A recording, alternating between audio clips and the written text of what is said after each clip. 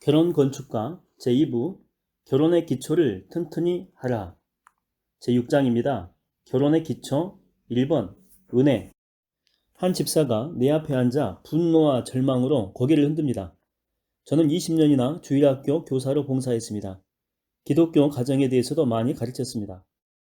성경에 대해서라면 선생님도 저 이상 아시지 못할 겁니다.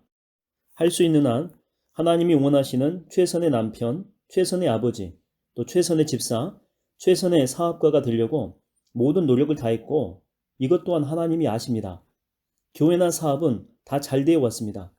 하지만 무슨 수를 써도 결혼만은 제 힘으로 안 됩니다.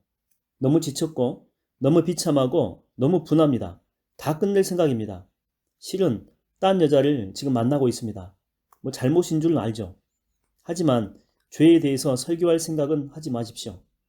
제가 집에서 품고 살아야 하는 좌절을 안다면 선생님도 편안히 얘기 상대가 될 여자가 저한테 얼마나 필요한지 이해할 겁니다.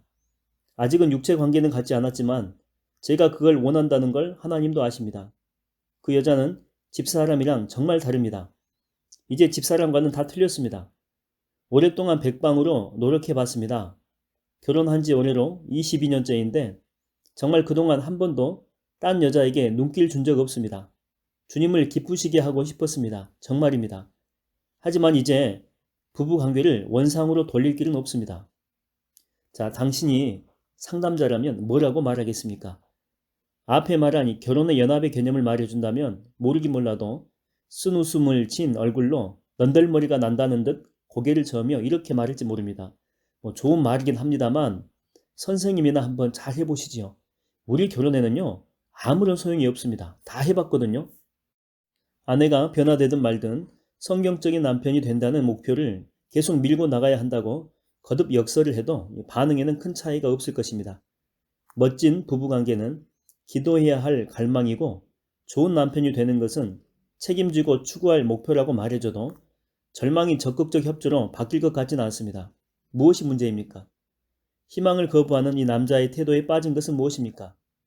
그의 죄의 행동 이면에서 우리는 기본 진리를 믿지 않으려고 하는 마음을 보아야 합니다. 죄의 뿌리는 반항적인 불신이며 반항 행위는 그 가시적 결과에 지나지 않습니다. 문제를 제대로 해결하려면 먼저 그가 그럴듯하게 답하고 있는 핵심적인 질문부터 짚고 넘어가야 됩니다. 지금 이 절망한 남자는 질문은 좋지만 답이 잘못됐습니다. 그의 질문을 한번 살펴보십시오. 이 결혼을 파국으로 보고 당연히 절망하지 말아야 할 이유라도 있습니까? 성경적인 해결을 위해서 더 노력할 이유가 있습니까? 이 질문은 정당한 질문이죠. 그러나 우리는 이 난해한 질문을 슬쩍 피하거나 얄팍한 동의에 상투적인 말로 얼버무리고 싶은 그런 유혹을 느낍니다. 이 남자에게 그리스도가 피로를 채우셨으니 성경의 명대로 가서 아내 사랑의 도리를 다하려 한다면 좋은 충고는 될지 모르겠죠. 그러나 교회에 들어오지는 않을 것입니다. 그런 충고는 아무런 소용이 없습니다. 결혼 생활을 유지하려면 우선 그것을 의미 있는 일로 믿을 어떤 이유가 필요하죠. 한 번은 한 경건한 부인이 찾아와서 상한 마음을 털어놓았습니다. 남편은 이 불신자인데 수년간 한 번도 섹스에 관심을 보인 적이 없었습니다. 여자는 인격적으로 거부당했다는 느낌뿐 아니라 성적인 좌절감마저 들었습니다. 기도와 말씀을 통해서 좌절감을 죄와 타협하지 않고 잘 처리할 수 있는 힘을 얻는 것까지는 좋았으나 아무리 따뜻한 애교와 감각적인 유혹을 보내도 남편은 조금도 성적으로 자극받는 기미가 없었습니다. 여자는 당혹한 표정으로 물었습니다. 제 성적 욕구는 어떻게 하나요? 몸은 절박하게 만족을 원하고 있는데요. 성적인 좌절이라는 이 정당한 문제 밑에는 다음과 같은 더 깊은 의문이 깔려 있습니다. 더 이상 참을 수 없는 상황이다. 내가 알고 싶은 것은 자위행위나 외도를 할 것인가 말 것인가가 아니다. 정말 알고 싶은 것은 이것이 해답 없는 절망의 문제인가 하는 것이다. 만일 절망이라면 기준을 낮춰 타협해서라도 욕구 충족의 길을 찾을 것이다. 절망이 아니고 답이 있다면 계속 도덕적인 기준을 지켜야 한다. 성경적으로 살라는 권면이 의미 있는 말로 들리려면 이 의문부터 풀어야 합니다. 또 한 부인은 조심조심 이런 사연을 털어놓았습니다. 이 여자는 존경받는 목사인 아버지로부터 어릴 때 여러 번 성추행을 당했습니다. 상담을 받으러 온 것은 남편이 성관계를 가지려 접근할 때마다 얼어붙는 자신의 반응을 해결하기 위해서였습니다. 남편에게 내 몸을 내줄 수 없을 것만 같아요. 그래야 하는 줄 알아요. 남편과 영적인, 정신적인, 또한 육체적으로 하나가 되고 싶고 낭떠러지에서 뛰어내려서 어려운 일을 과감히 시도하라는 선생님 말씀도 들었어요. 정말 그리고 그대로 해봤거든요. 그리고 남편도 놀랄 만큼 잘 참아주었어요. 하지만 아무런 진전도 없어요. 이러기를 벌써 6년째입니다. 섹스에 대해서 도대체 어떻게 해야 기분이 좋아질지 정말 모르겠어요. 아버지의 죄의 영향이 이토록 깊은 거예요? 이럴 때 하나님이 자신의 피로를 채우신 것을 기억하며 다시 남편에게 성적으로 접근하라고 권하는 것은 문제의 핵심을 놓치는 것입니다. 여자의 진짜 물음은 어떻게 해야 되나요가 아니라 희망이 있는 건가요? 이 질문입니다. 여기 절망한 남편, 좌절한 아내, 아버지의 죄의 희생자가 된 여자가 던지는 난감한 질문이 있습니다. 이런 싸움은 다 잘 될 것이다. 더 열심히 노력하면 하나님이 복 주신다. 죄책감 털고 도리대로 해라. 이런 식의 반응으로는 결코 수그러들지 않습니다. 더 깊은 물음은 여전히 남아있죠. 더 이상의 순종에 아직도 의미가 있는가? 아니면 이 절망으로 끝낼 것인가? 정직히 자신을 돌아볼 때에 구제불능처럼 보이는 나락에 떨어진 적 없는 결혼이 과연 있을까요?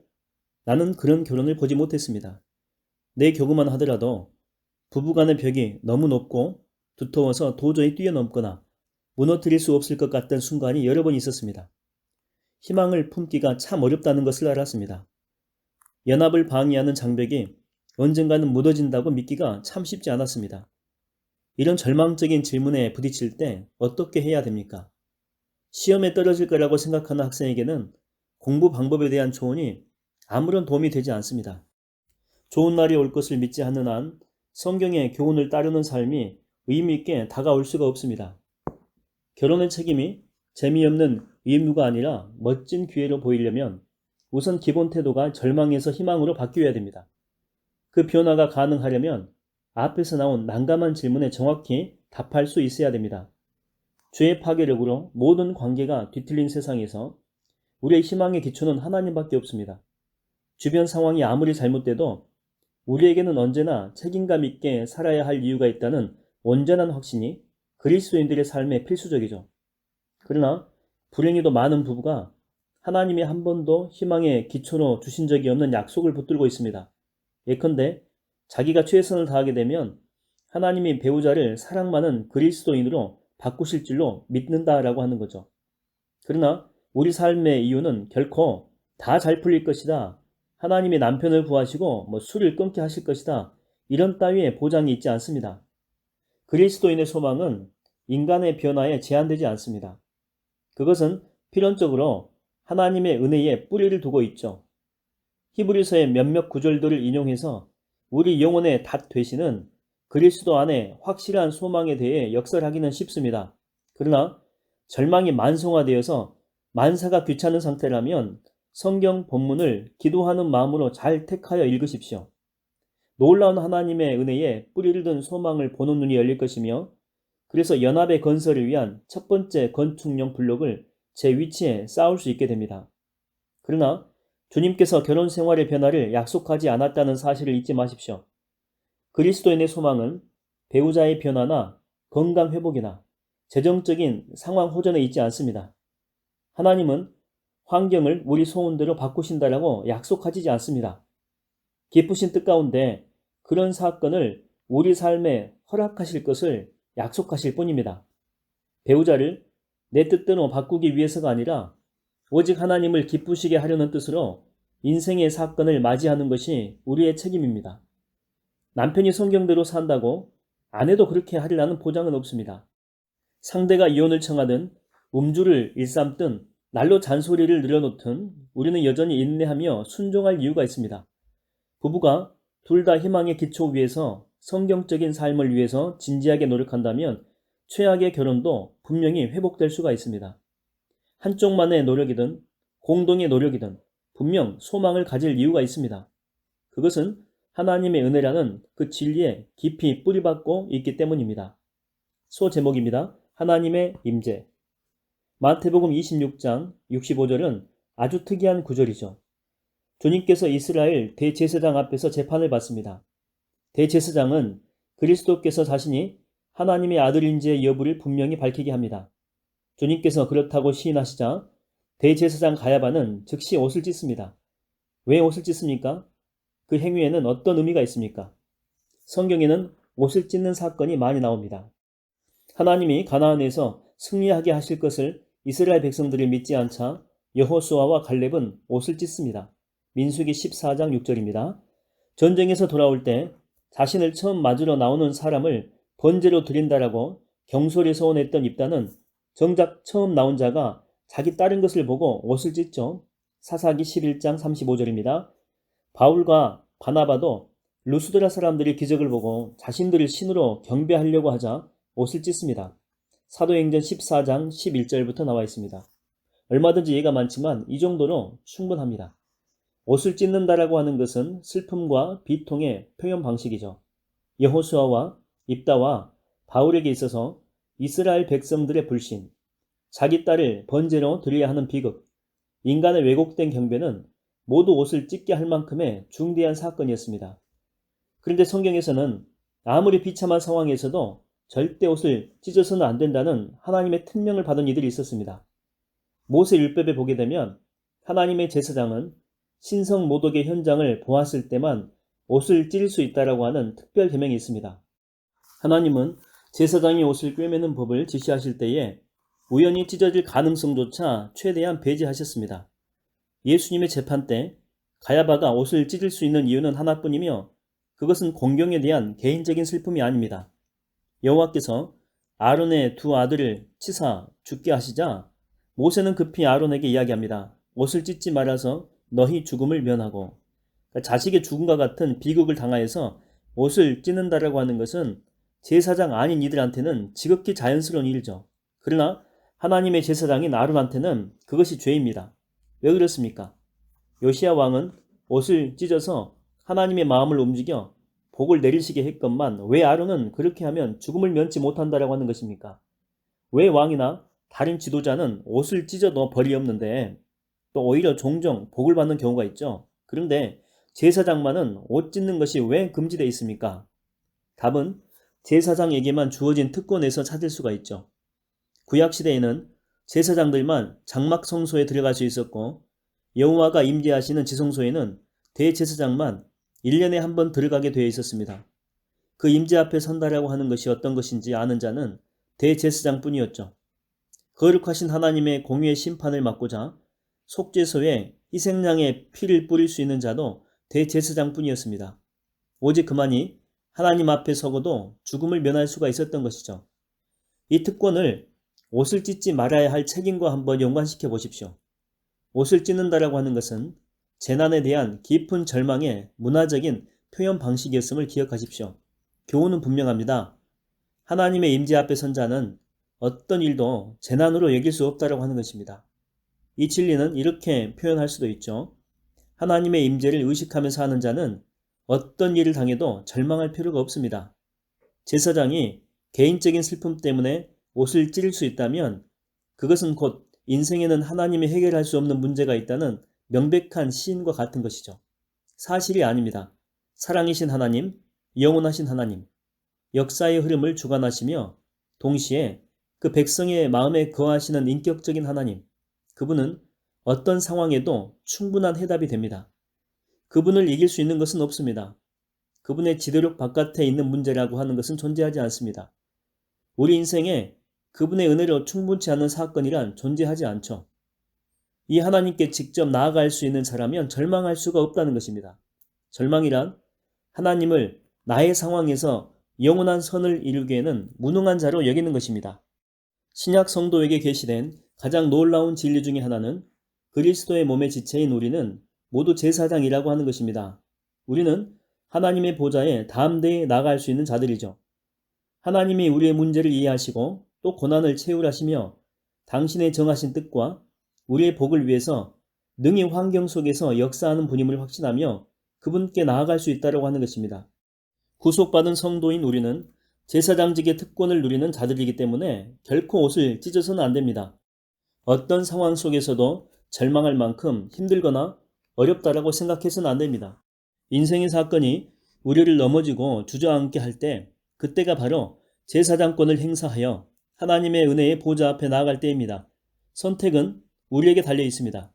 절망 중에 옷을 찢으며 고통의 해방만 정신없이 찾아 헤맬 것인지 아니면 하나님의 은혜를 온전히 의지하며 주를 위해 살기로 한 첫 헌신에 일체의 타협을 거부할 것인지 선택은 우리의 몫에 달려 있습니다. 얼마나 놀라운 은혜입니까? 인간은 자신이 지은 모든 죄의 결과를 그대로 당해야 하는 존재요.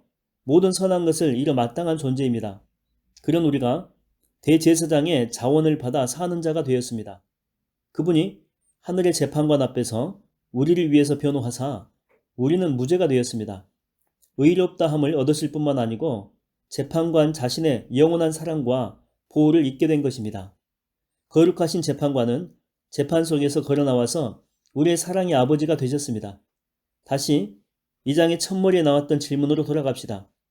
부부 관계가 맛을 잃어서 회복의 희망이 전혀 없을 때 남편과 아내는 어떻게 해야 됩니까? 죽음이 우리를 갈라놓을 때까지 꾹 참고 지내는 살아있는 순교자의 체념으로 옷을 찢어야 됩니까? 이혼을 통해서 비참한 생활에서 벗어남으로써 옷을 찢어야 됩니까? 배우자보다 더 나를 만족시켜줄 다른 사람을 찾아 관계를 맺음으로 옷을 찢어야 됩니까? 아니면 전능하신 하나님의 제사장으로서 이런 반응을 모두 무가치하고 부당한 것으로 여겨야 됩니까? 하나님이 계시는 곳에 결코 절망의 씨앗은 있을 수 없습니다. 복되고 만족스러운 부부관계의 회복에 배우자가 자기 몫을 다하지 않을지도 모릅니다. 그러나 하나님 앞에 신실한 자세로 감정을 쏟아놓고 그분만 붙들기로 한 헌신을 확인하며 앞길을 예비하신 그분을 믿는다면 하나님은 우리를 환난 중에서 지키시며 우리와 더불어 풍성한 교제를 나누게 될 것입니다. 우리는 계속할 이유가 있습니다. 소망이 있습니다. 하나님의 은혜로 충분합니다. 배우자가 연합의 길에 동조하지 않을지 모릅니다. 그럼에도 우리는 헌신을 지킬 수가 있습니다. 여기서 헌신은 첫 번째는 하나님께 순종하는 것, 둘째는 모든 교회를 살려서 배우자를 섬기는 것을 헌신의 내용으로 우리가 들 수가 있죠. 그 결과 우리의 결혼 생활은 아마도 많은 경우 거의 확실히 더 나아지게 될 것입니다. 새로운 차원의 영적인 성숙과 주님의 교제를 경험하려고 하는 것은 틀림없는 일입니다. 이것이 바로 옷을 찢어서는 안 되는 이유입니다. 결론은 말합니다. 결혼의 연합을 이루는 어떤 실패나 낙심이나 비극을 당해도 하나님이 부부 관계를 치유하실 수 있고 더 성숙시킬 것이라는 확신을 잃어버려서는 안 됩니다. 하나님의 은혜로 모자랄 만큼 비참한 상황은 존재하지 않습니다. 그리스도인의 결혼 건축은 하나님을 위해 살기로 다짐할 때에 반드시 좋은 열매가 맺힌다는 확신에서 시작이 됩니다. 그리고 그 확신의 근거는 전적으로 하나님의 충만한 은혜라는 결혼의 첫 번째 건축용 블록에 있습니다.